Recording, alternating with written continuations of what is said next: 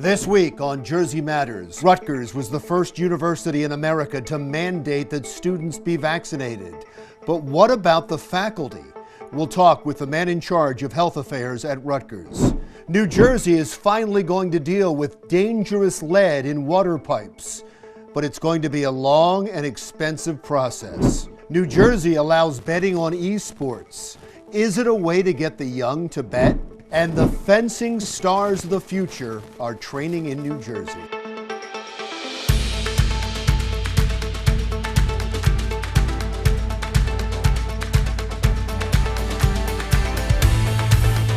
Welcome to Jersey Matters. I'm Larry Menti.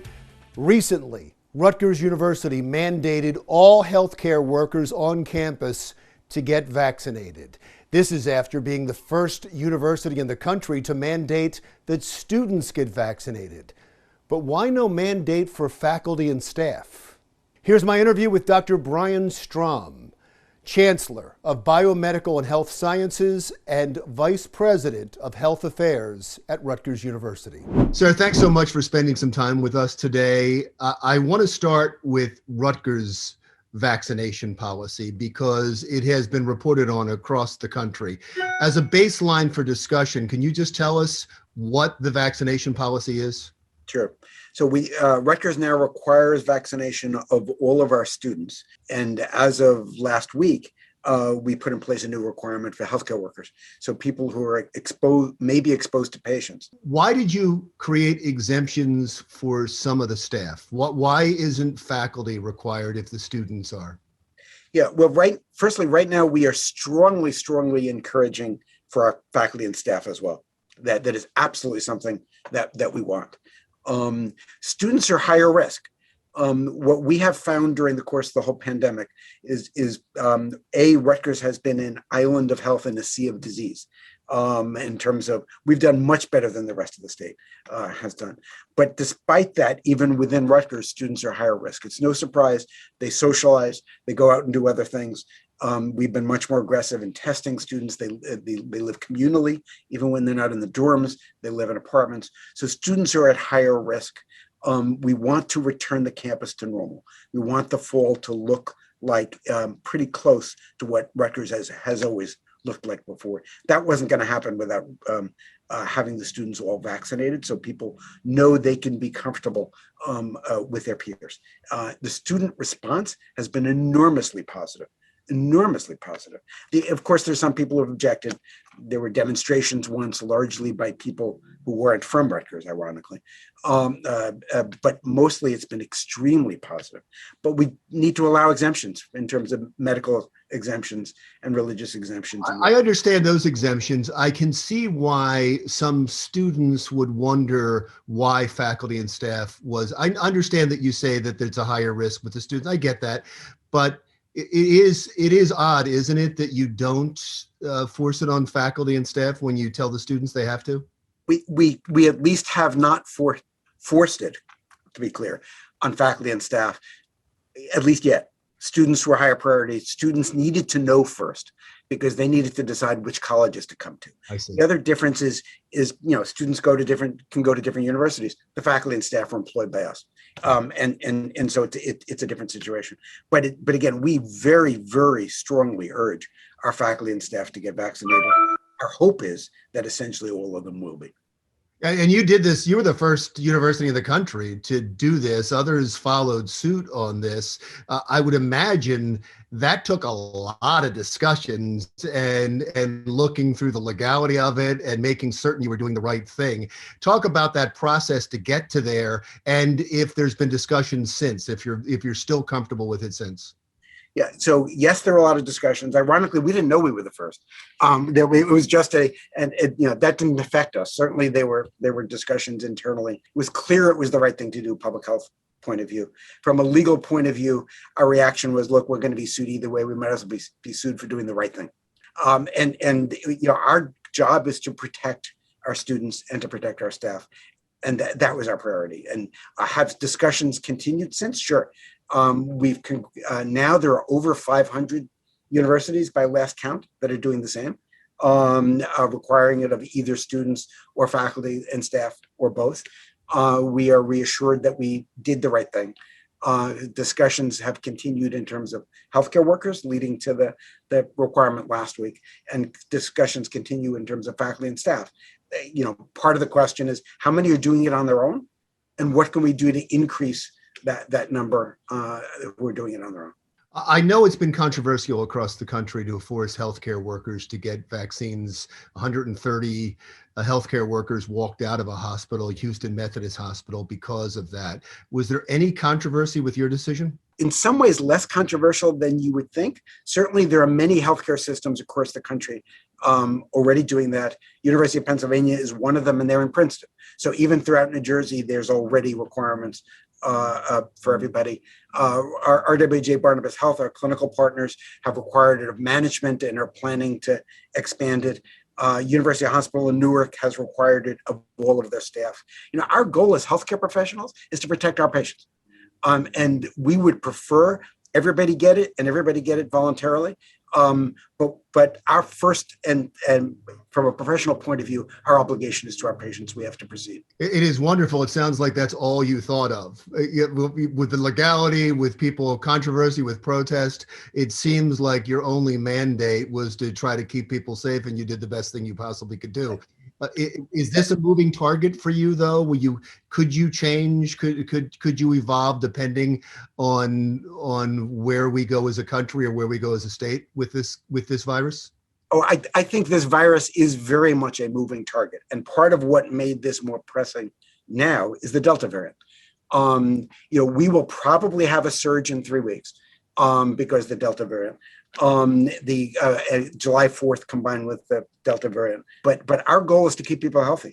And the primary goal as healthcare workers is to keep our patients healthy. So might this change? Of course it might change as the pandemic changes. But if it changes, it'll likely to be stricter, not to be less strict, because the pandemic's not going away. Sarah, thank you so much for your time. Dr. Brian Strom, Chancellor of Biomedical and Health Sciences at Rutgers University. Still to come on Jersey Matters, the state is finally going to get the lead out of water pipes up and down the state, but it's going to be expensive. We'll tell you how much next.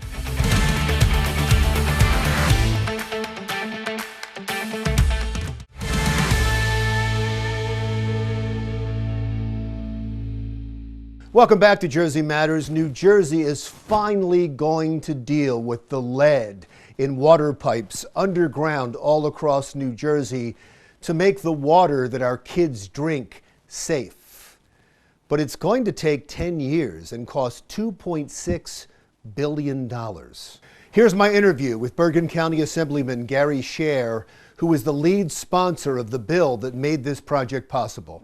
Assemblyman, thanks so much for taking some time for us today. It's funny, I've been doing this show now for about 7 years and talked to people all over New Jersey, especially in the assembly and the legislature, who talked about the problem of lead in pipes and talked about replacing it all. And honestly, it didn't seem like it was ever going to get done because of the cost. What changed? Well, I can cite you any number of factors. The overriding factor and the most important factor of getting the lead out of the pipes is the recognition that 4,500 New Jersey children are being poisoned with lead each and every year. Lead goes into the system, it never leaves. It just accumulates until the net effects occur, which is emotional instability. It affects one's growth and maturation in terms of intellect, etc. Why did it come about now? I like to think that recognition was enough, but in reality, some other factors came as well, Larry. One, money coming from the federal government for programs and projects which are of a fundamental infrastructure point of view. Well, this bill will call for roads to be ripped up, for lead lines to be replaced, for roads to be repaved, and all the stuff that goes with that. And let's talk about how many hundreds of thousands of roads we have in the state. So Factor two is, in fact, money coming to us. Factor three, that money coming to us is meant to establish new jobs, which this will, not only road work, but frankly, design, architecture, etc. All the criteria that President Biden has laid out for funds coming to us as a result of the COVID virus, this meets the bill exactly. So that availability, that recognition, and I like to think the concern of the legislature and certainly of Governor Murphy to get this done made it that much more compelling. And thank God, when children today are diagnosed with lead poisoning, and if the problem doesn't stop, I will tell you, Larry, those children today in 20 years and 30 years and for however long they live are going to need support from the state. So it's a win-win-win. Well, very well said. I don't think anybody didn't think it was worth doing in the past. I think it was just the cost. And it sounds like over 10 years, it's going to be well over $2 billion, right? About 2.6, but you'll forgive me if I interrupt you for just a moment. Oh, go ahead. And I hate to sound Pollyannish, but how much is a child's life worth? Oh, no, I get it. But if you don't have the money, you don't have the money. And as you said, factor two made it possible. That made it possible. It Yes, became you're possible because of this. Absolutely. And I would think that you'd also agree that if it wasn't for that, it would have been very difficult to do. Well, I like to think that it would have happened anyway, but it is what it is for whatever factors. Thank God they've all come in confluence. And the bottom line, we're doing a great thing. Do we know yet where this is going to start and how it's going to start? Because it's going to take 10 years. In the first few months, 6 months, the utility companies, the water utility companies, and we've got a lot of them in New Jersey, will be required to begin identifying on a preliminary basis where they believe their lead lines are. Within a year, they will then finalize that list. They'll be submitting all these lists, by the way, to the New Jersey Department of Environmental Protection. And once that is done, they'll begin the work of replacement of those lead lines.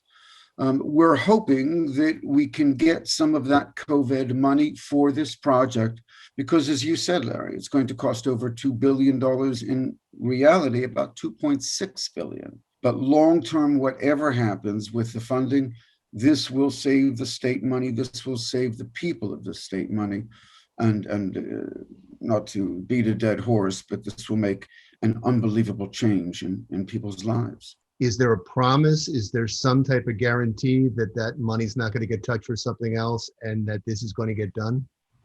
Well, any funds that come to us from Washington, which will be somewhere between 0 to 50% of the total cost, we believe right now. Those funds are segregated, isolated, set aside. They can only be used for this project. Okay. Is it possible that the balance of money which is coming locally could be diverted here and diverted there? We're very creative in the legislature, but I certainly hope we're not that creative. This is a pressing need. It's been pressing, Larry, as you said, for years and years and years. And forgive me, shame on us that we haven't gotten this done before. But well, you're getting it done now, and you're a big part of that, sir. And so congratulations for your job well done. And I appreciate you taking the time to talk to us today. It's been a very real pleasure. And thank you for your support and good words on this, Larry. New Jersey Assemblyman Gary Scher, next on Jersey Matters. With traffic volume increasing during the summer months, state police are asking motorists to help them keep road rage incidents to a minimum.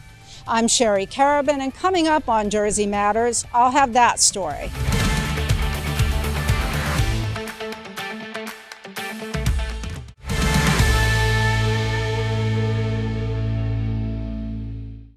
Welcome back. Traffic jams are common in New Jersey, and they can cause frustration, anger, even rage.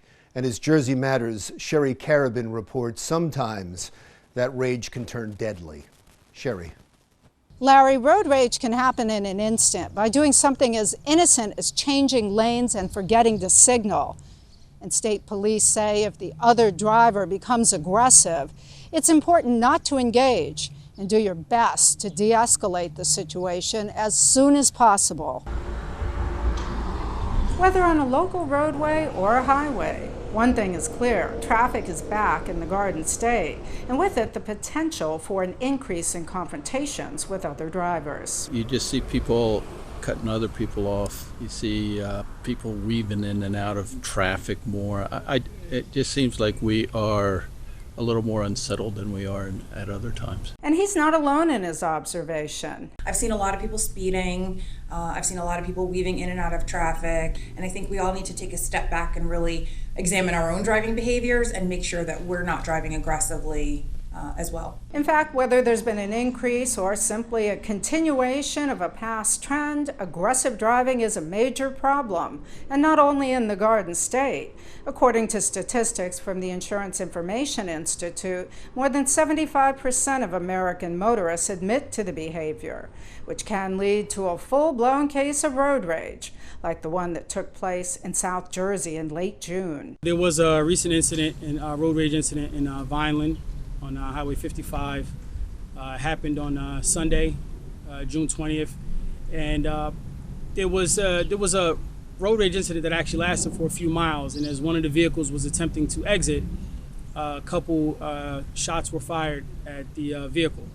The victim was not injured, thankfully. While that situation was serious, New Jersey State Police say luckily there hasn't been an uptick in road rage incidents, and that's how they want to keep it.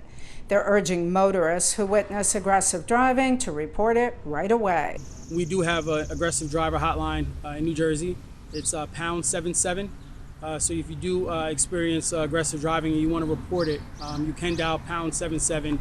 Not 911, which we like to reserve for emergencies.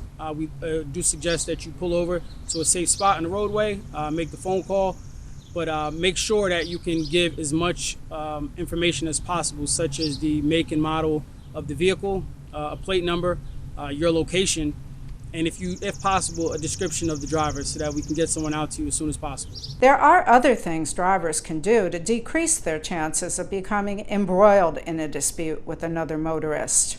Don't speed, don't be aggressive on the road, don't change lanes unnecessarily, don't cut people off. All of that will go a long way to helping prevent other drivers from being annoyed or enraged with you. Interestingly, a AAA study shows many drivers agree with this advice, noting that speeding and other road safety violations are dangerous, but that doesn't mean they behave accordingly. The most recent AAA Traffic Safety Culture Index finds that there's a do as I say, not as I do mentality on the roads where the behavior is bad, but we're doing it anyway. So 55% of drivers said speeding on a highway is dangerous, while 64% said that speeding in a residential area is dangerous. However, nearly 40% of them have all said they've done it. This motorist has his own recipe for avoiding conflicts. Retire. I just retired, so I have all the time in the world, so I take my time and let them do their crazy thing. Do you ever get upset yourself? Sometimes, but I keep it to myself. I try to keep it to myself. Tips that police and other traffic safety officials hope more people consider following this summer and beyond. Reporting from West Trenton, this is Sherry Carabin for Jersey Matters. Thank you, Sherry. Next on Jersey Matters. Did you know that the Miss America pageant is celebrating 100 years? We have Miss New Jersey herself here to talk about it, coming up next on Jersey Matters.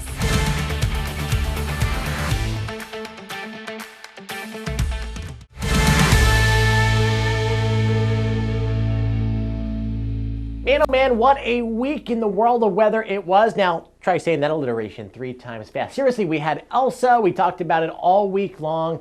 It came, it went, and we avoided any kind of major impact throughout New Jersey. It came at a perfect time, at low tide. You couldn't ask for a better situation. Lots of rain, lots of windy conditions, but we escaped generally unscathed. Hot weather is going to come back after a break for the weekend. The humidity's back in full force as well, with dew points around 70 degrees, and no big organized storms coming up this week. Our 6 to 10 day temperature outlook is going to show you the hot weather returning, the core of the heat actually coming into the Northeast and Mid-Atlantic all the way down into the Virginias. And in terms of shower and thunderstorm chances, yes, they exist Each one of the next 4 or 5 days will present an opportunity of random, isolated to scattered thunderstorms, so just don't leave the house without an umbrella. You'll thank me later. Your 7-day outlook shows you temperatures generally around 90 degrees going forward.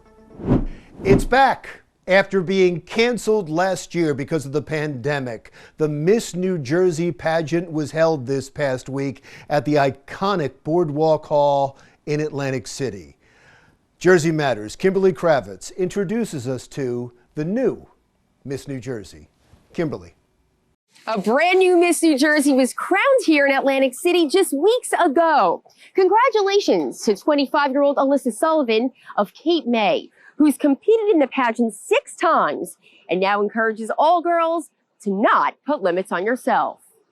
Don't ever put limits on your dreams. Don't limit yourself. Don't ever let anyone tell you that you can't do it. Because as someone who has made the top 10, who has not made the top 10, who's made the 5, who's not, who's been first runner-up, who's now become Miss New Jersey, I know what it's like. And there she is, Miss Seashore Line Alyssa Sullivan, our newly crowned Miss New Jersey, who's waited years for this very moment.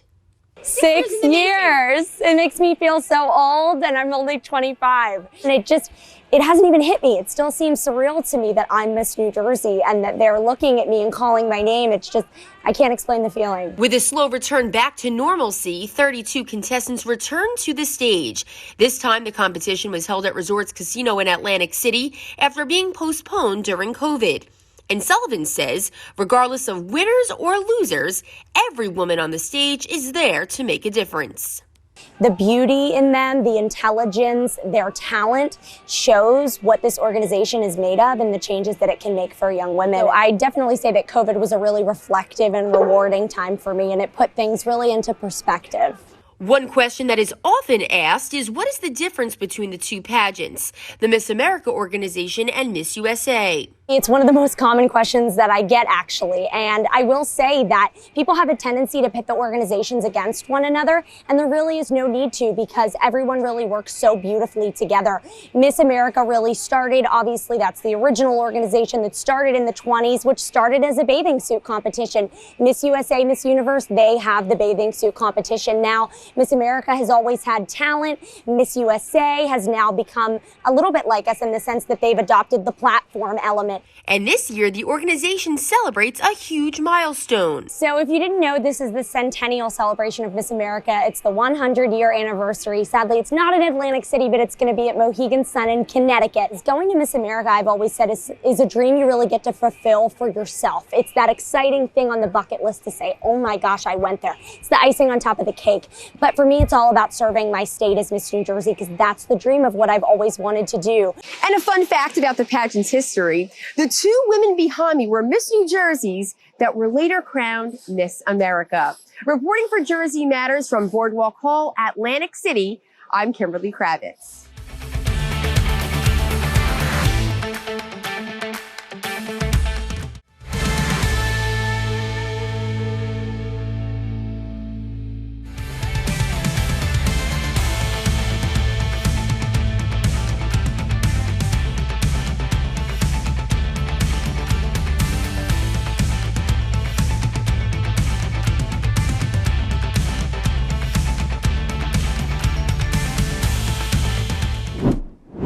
Welcome back to Jersey Matters. I'm Larry Menti. In New Jersey these days, you can bet on just about everything. And soon you'll be able to bet on video game competitions called esports.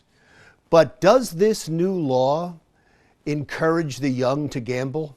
Here's my interview with Bill Pasquale III, a partner at the Princeton Public Affairs Group and a leader in bringing legalized sports betting to New Jersey. Bill, thanks always for your time. A bill, legislation to allow esports betting passed pretty overwhelmingly through New Jersey that would allow betting on video game competitions. Tell us what it means to the industry and what it means to the state. Well, Larry, this has been a project that's been worked on for quite a period of time. Initiative of the Murphy administration, and particularly chairman of the Assembly Budget Committee, Senator Ralph Caputo, who's taken a leadership role on this. As I'm sure you're aware, Larry, there's dozens of colleges and universities across the country that give scholarships out for esports. a lot of the debate, the discussion, the advocacy has circled around concerns about youth being exposed to betting. The only way to protect that is to legalize, legitimize, and regulate it. That way you can track it, because it's going on in black markets across the globe, and there's no way for governments to monitor that.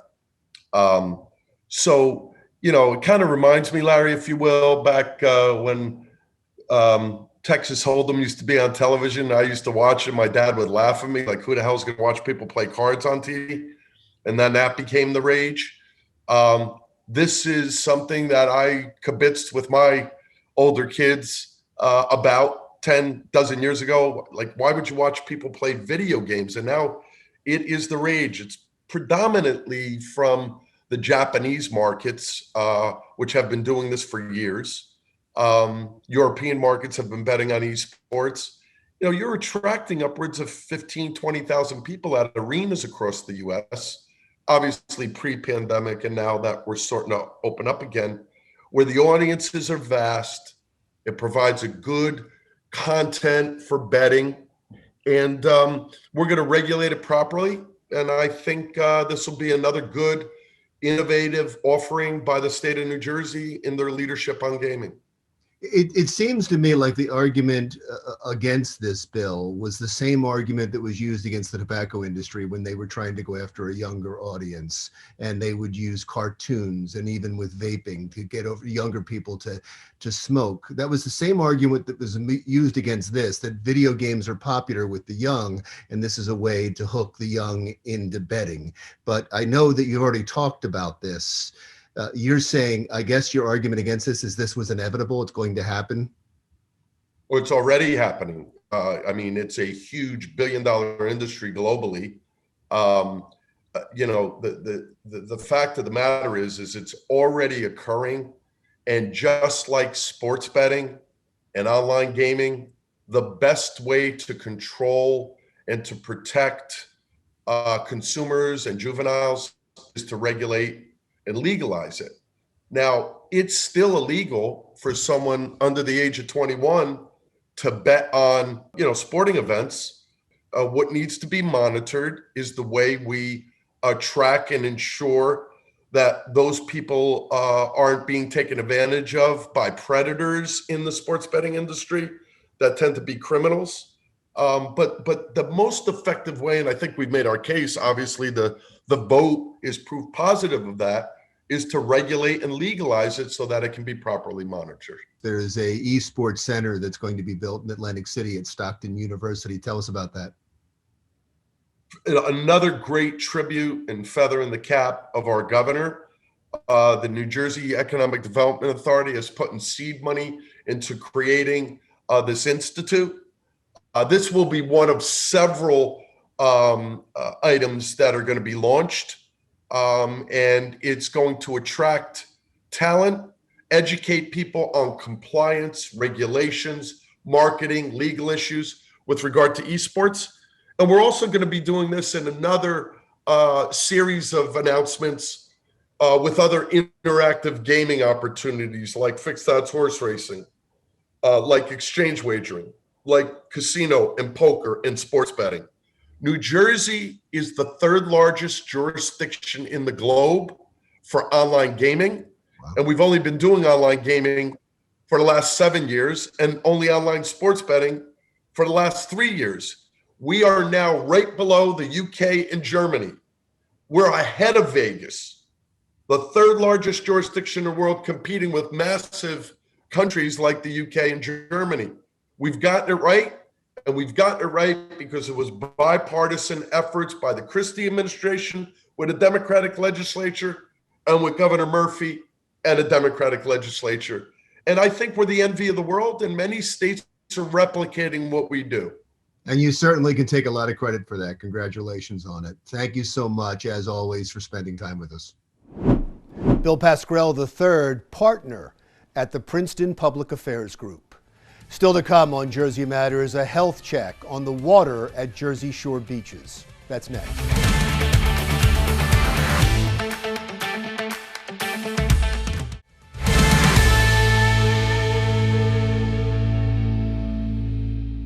Welcome back. How safe is the water at the Jersey Shore? A new report released recently by Environment New Jersey Research and Policy Center found that for 35 days last summer, the water off of some New Jersey beaches was considered unsafe. For more, here's Doug O'Malley, Director of Environment New Jersey. Thanks so much for spending some time with us. An important week for you. You've put out a report on the quality of the water off the Jersey Shore. What did you find? Yeah, no, it's great to be here, Larry. And really what the report is saying is that we have a tale of two shores. Our ocean beaches have, honestly never been better, right? They, we are such a long way from the bad old days when we had medical waste washing up on our beaches in the late 80s and early 90s. Now, unfortunately, the ocean beaches are doing great for the most part. We still are seeing a higher number of exceedances than we would like along the Barnegat Bay and on the Bay beaches. And the report, shows that, the number of exceedances is highest in the Barnegat Bay and 4 Ocean County beaches. And that's really why, we've seen this trend. This is not a new trend. This has been going on for many years now. And, we obviously want to be able to not only raise awareness of the ongoing health exceedances on certain days in the Barnegat Bay, but also try to figure out how we reduce that pollution that's flowing into the Barnegat Bay. And what causes that? What causes them to be unsafe? Yep. So that's coming from a couple different sources, but the largest is stormwater runoff and stormwater pollution. And just to give the public an idea of what that actually means, this is not, the kind of old style, sludge from a pipe, right? We're not talking about ocean dumping. We're not talking about a direct discharge. We're talking, in some ways about everything that's not that. And especially after, during and after a big rainstorm, you essentially have all this polluted runoff from the rain. It travels over grass, it travels over roads, it travels over, anything that's hard. So, in a more natural environment, the rain falls and it percolates back into the ground. In a more built environment, it gets funneled off. And specifically that rainwater, as it travels across hard surfaces, it picks up various pollutants, it picks up bacteria. And what we're increasingly seeing in the Barnegat Bay, as we've seen increased development in the Barnegat Bay watershed, is more of that polluted stormwater running ultimately into the bay. And that's what is triggering the vast majority of these health exceedances. But if the source is a rain cloud or a rainstorm, how do you prevent that? Yeah, and so this is the problem, right? And this is why stormwater pollution has plagued the bay for years now. But there's a couple approaches here. One is to make sure that we're not loving the shore to death with development. And this isn't just our shore communities, it's also our inland communities in Ocean County, whether it be in Jackson or Lakewood or Manchester, making sure that we're not building in every part of that watershed land. Because the more development that we see across the Barnegat Bay watershed will mean more polluted stormwater ultimately running into the bay. We also need to do a much better job with our stormwater detention basins and making sure that we have the funding to be able to, not only fix antiquated basins, but also to transition from gray to green infrastructure. The idea being that if we can capture that rainwater before it ends up in a waterway and percolate that down, that's going to be a lot more effective than other solutions. And just yesterday, the U.S. House of Representatives passed a package which includes $40 billion over the next 5 years for a state's clean water revolving fund. And in that package, there was $6 billion for green infrastructure. So those are exactly the solutions that we need to be funding. And then finally, we need to make sure in our shore communities that we're creating more living shorelines. So it's not just a concrete bulkhead. The idea being that if we can have a green filter between land and water, that will capture more of that stormwater before it ends up in the bay. Well, as you've said, we've come a long way in the last 20 years. We're a lot safer than we used to be, but we have a long way to go, and much of it is to the credit of your organization. So thank you for what you do, and thank you for spending time with us today. Doug O'Malley, Director of Environment New Jersey. Still to come on Jersey Matters. I'm Phil Anderson. Coming up on Jersey Matters, I challenge you to a duel. On guard.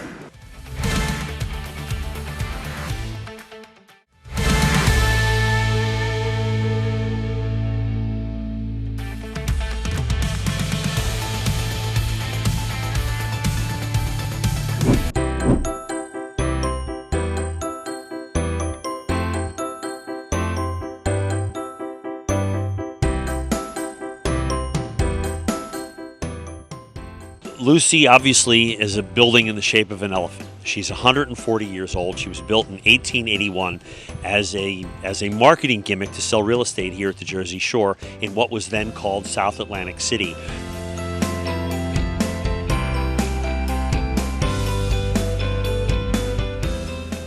My favorite part was probably going all the way up and being able to look out and see the beach.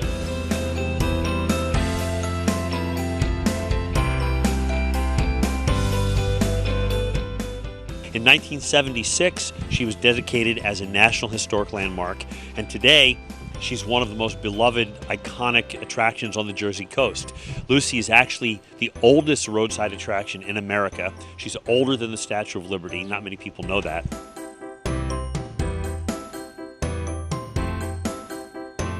It's places like this that are quirky and a little bit off that are memorable, so we can say, hey, do you remember that time we were all inside that giant elephant looking out at the beach? And everybody's going to remember that.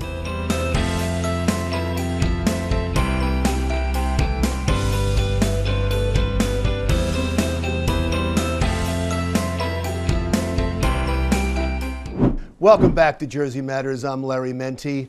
Fencing.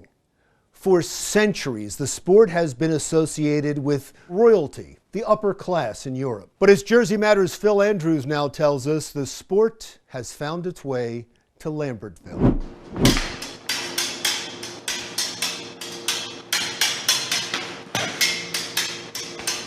Let's face it, fencing is not a sport that gets a lot of love or attention. But for the last 40 years, Mark Holbrough's careful cultivation of the Bucks County Fencing Academy has helped plant the seeds and nurture hundreds of those who have decided to lunge into the sport. It is a challenge every year, every month, to make things work and keep things going. But today we have 2 locations and we have about 150 students currently active. And so we're doing well. Holbrough, a 3-blade fencing master, operates the academy alongside his wife Lisa Martini. And apparently the family affair thing also flows through some of those who frequent the facility. My daughter came to me one day and she said, I'd like to start fencing. And I was like, okay. She had seen it on Fetch with Ruff Ruffman on PBS. And she's like, that looks cool.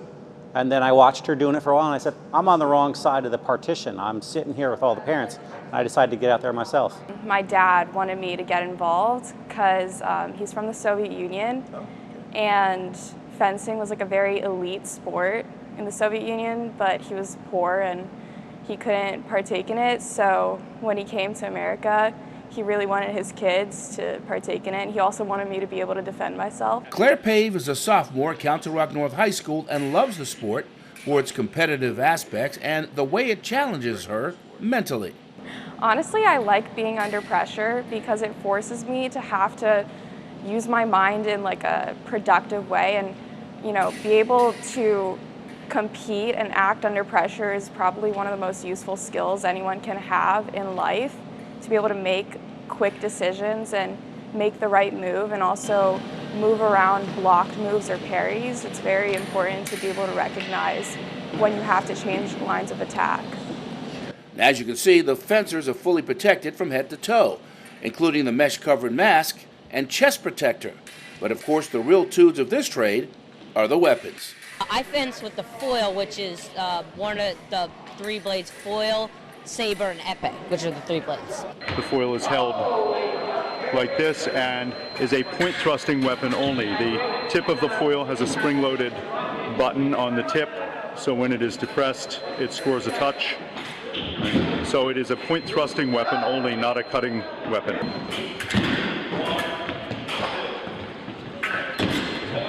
The saber is held here, right?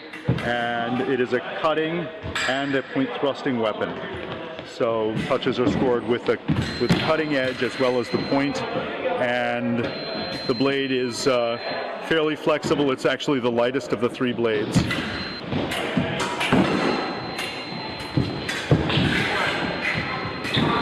The blade of the epee is a triangular cross section, so it is stiffer than the foil and the saber.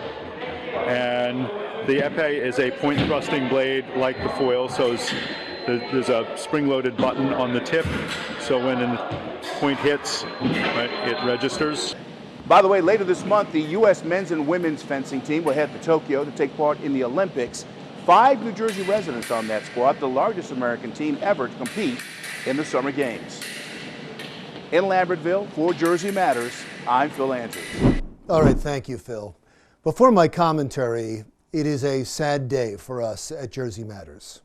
In April, we reported on Deborah Kaufman, a wife and mother from Denville who desperately needed a kidney transplant. You know, there are many people who last a long time on dialysis, but I don't know if that's in my cards. I don't know if I'm that person that's going to be on dialysis for 20 years. I don't know. I don't know. It's a scary thought, and I think about it probably nonstop, but I have to keep a very positive attitude that there is somebody out there that's going to help. And it scares me. It absolutely scares me. Last week, Deborah Kaufman died. She was 60 years old. There are 4,000 people in New Jersey who need life-saving organ transplants. If you would like to be a donor, go to newjerseysharing.org.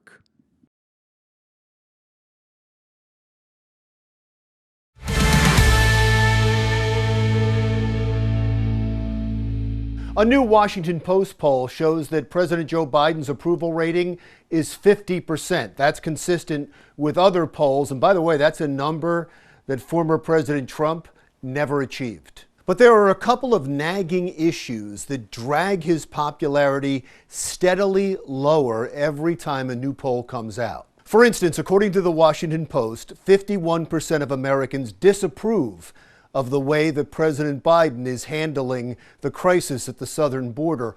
Only 33% approve. Biden painted himself into a political corner when he reversed several of Donald Trump's border policies on his first day in office. Since then, immigrants have been crossing the southern border illegally at a record level. At the pace it's going now, we could see over 2 million apprehensions by the end of the year, crushing the all-time record. Apprehensions is the only measure we have of illegal immigrations because obviously we can't account for those who aren't apprehended. And now the Biden administration is talking about reopening the border to legal crossings. The border was closed down to legal crossings in the early days of the pandemic by the Trump administration to stop the spread of COVID-19. You're going to hear a lot about Title 42 on the news because the Trump administration used Title 42 of the Public Health Act to close the border. Now, if we had record crossings since the beginning of the year with Title 42 in place, what's it going to look like when they lift Title 42? According to Politico, allies of President Biden are concerned that if he lifts Title 42, it will cause the Democrats to lose both the House and the Senate in the midterm elections.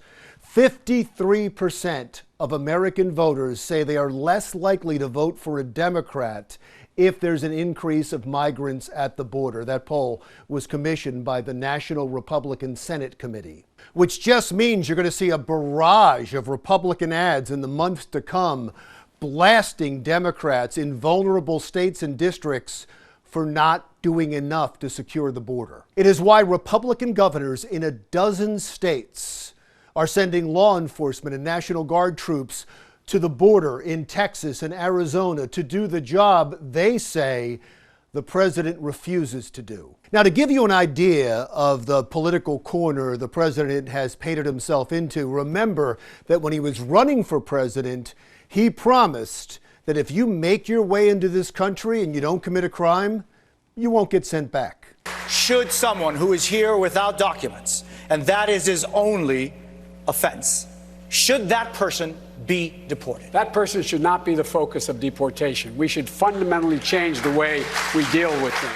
That message was taken by millions of people in Central America and Mexico as an invitation to get into the country any way they could. And that message was taken by the League of Latin American Citizens, the most powerful and largest immigration activist group in the country, that Joe Biden is sympathetic to a more open border. So when several Republican governors made the announcement that they were sending the National Guard to the border to help with border security, the League of Latin American Citizens sent a letter to the White House asking President Biden to stop them, saying the Republican governors were racists. The letter read in part that in Texas, we are being invaded by governors from a defeated Confederacy who are arming the border against brown women and children escaping persecution, hunger, and death. All right, well, first of all, Ohio, South Dakota, North Dakota, Idaho, Iowa were never part of the Confederacy. And the vast majority of people crossing the border are not women and children. Most people coming in are single adults. There are some criminals, no ifs and buts, gang members. Nobody talks about any of those things that we see. Nobody talks about stash houses. Nobody talks about the landowners, the ranchers that I have. Hispanic owners that have been here for generations that are all of a sudden seeing people coming in into their property and destroying property and their property there at the ranch. Nobody talks about that. That was Henry Cuellar, a Democratic Latino congressman in Texas who has been very critical of President Biden's immigration policies. If President Biden doesn't do more to secure the border, more than this photo op with Vice President Kamala Harris, then more and more Democratic congressmen and women will break from the administration. Right now, the administration seems paralyzed, not knowing what to do, with Latino groups on one side pressuring for less border security and Democratic members of Congress in vulnerable districts saying you have to do something about a growing border crisis. The administration has already signaled that they are going to lift Title 42, and there will undoubtedly be a greater surge and a greater border crisis. But beyond that, the administration seems like they don't know what to do. I'm Larry Menti. We'll talk again soon.